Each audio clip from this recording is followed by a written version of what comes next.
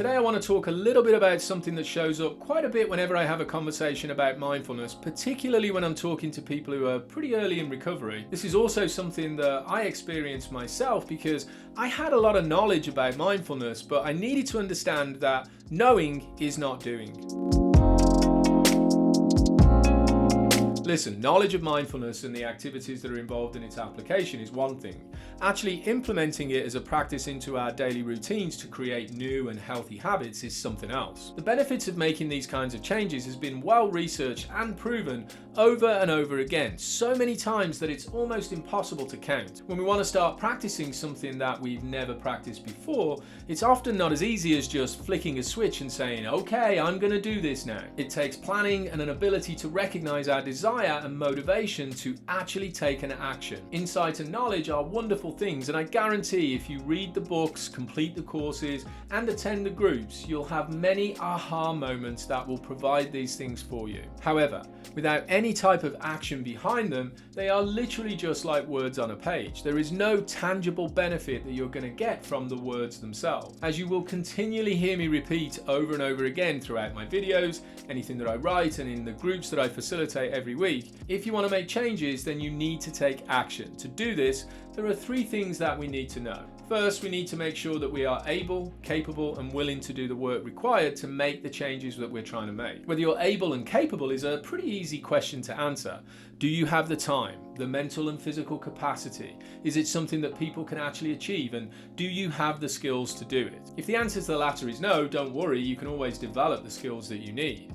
When it comes to your individual willingness, there isn't too much that anyone else can do about that. This is something that only you can know what your true thoughts and feelings are for sure. For example, if you're attending the groups that I do or working with me individually, I can guide you and help you see the benefits of change, but if there's a part of your personality that simply isn't willing to take any action, then change is going to be hard until we work with the reasons why this part is digging its heels in. This means building self-awareness, getting to know the part of you that, for whatever reason, just doesn't want to do the work. Eventually, this will hopefully lead to re-educating this part so that it can see things differently on this particular subject. Willingness is the opposite of willfulness, and in many cases, this is the reason people don't take action. Even though they know the actions would be beneficial, they're not willing to take them for a variety of different reasons. The majority of the time, this is wrapped up in some sort of fear of what will happen if we fail. So, unfortunately, recognizing your own personal willingness to do the work is completely down to you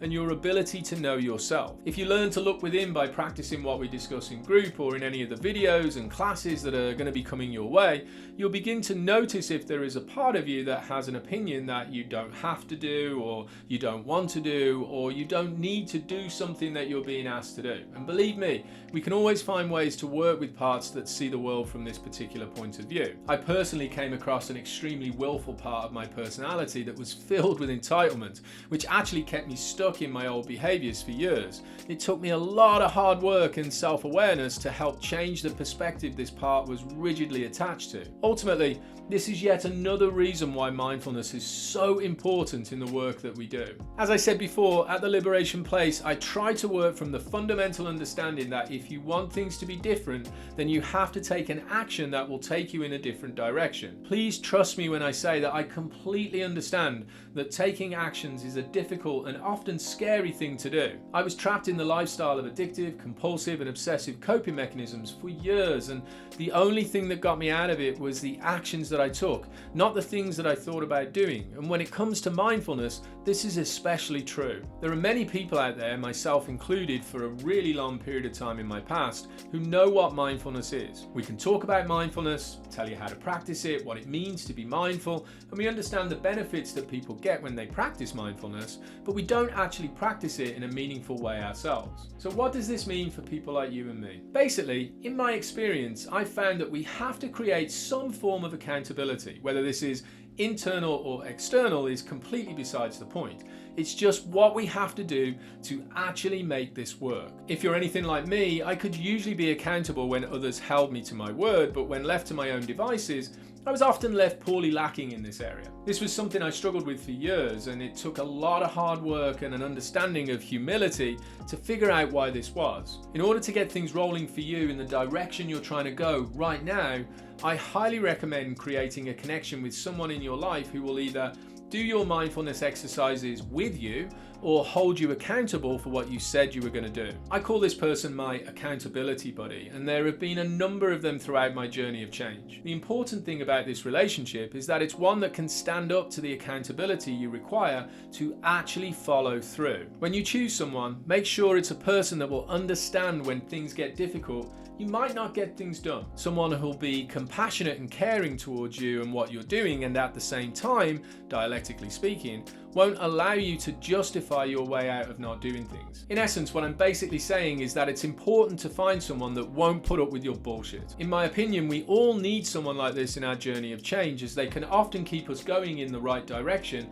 and then make sure we get back on track when we do sometimes stray away from living the life we want to live. Once you choose this person, let them know exactly what it is that you need and how you want them to be in the relationship that you're creating with them. For me, this revolved around creating a solid routine and a structured approach to my mindfulness practice. In my opinion, from all of my training and my own personal practice, in order to experience the well-publicized benefits of mindfulness, we need to practice it every single day. I recommend doing different exercises throughout the day, as this will create variation, which also adds to the motivation of doing things. Start with a morning routine. Choose a time that you can wake up at every single day. Once you're up, sit peacefully, breathe, and practice walking yourself into the state of wise mind. Then at some point during the day, pick an activity that's already in your schedule to practice one mindfully. You can make it something different every day, or you can just keep it exactly the same.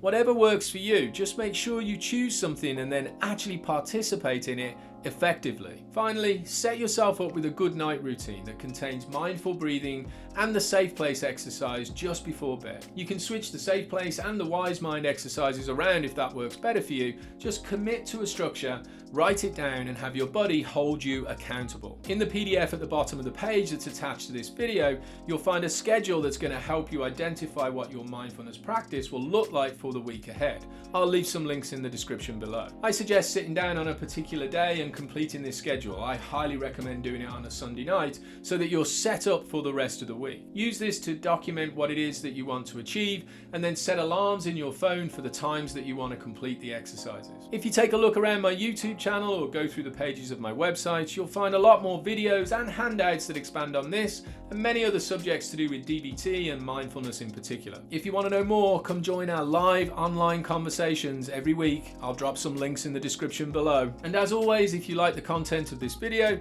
please subscribe to the channel, leave a comment and smash that like button. Turn on those notifications for all the latest from me and the Liberation Place. I hope this video gave you some insight for how you can change those behaviors that you're trying to change. Thanks for watching. Hope to see you again soon. Take care, be safe, and be well.